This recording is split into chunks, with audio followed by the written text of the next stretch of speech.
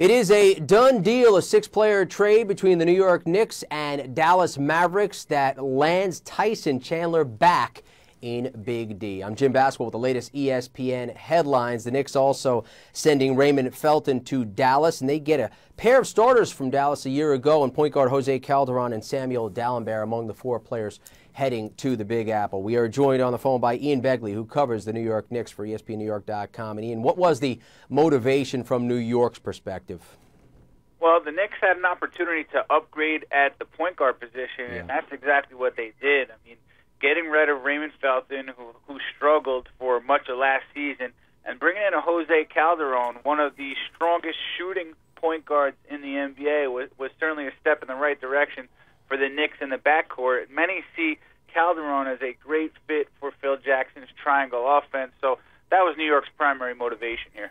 And they also land Shane Larkin, as well as get a pair of second-round picks in the coming NBA draft. I'm curious, the elephant in the room here, Ian, is the Carmelo Anthony free agency and how this trade impacts Melo from both franchises' point of view. Let's start with the Knicks. How do you suppose this deal helps or hinders the Knicks' chances of bringing Melo back in the fold?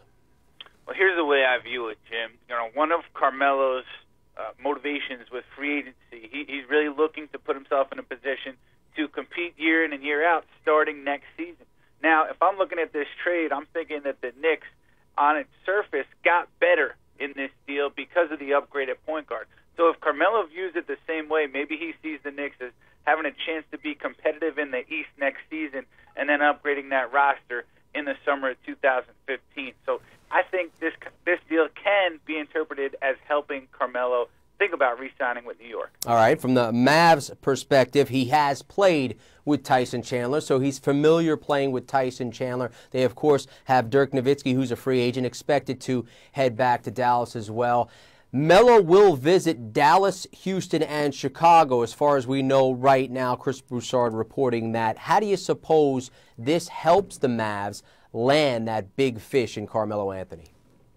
Well, there's two things. One, Carmelo and Tyson are very familiar with each other. I think Carmelo has a lot of respect for Tyson Chandler based on what they've been through in New York. So I think Tyson landing in Dallas, I think, can help the Mavericks in their pitch to Carmelo. The other thing is Dallas is going to have a ton of cap space, so they're going to have the money to offer Carmelo a max contract.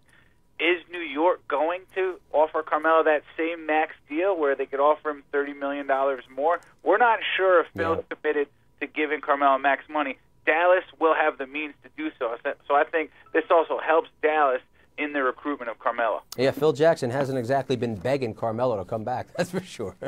Ian Begley covers the New York Knicks for ESPNNewYork.com. Ian, we appreciate the insight.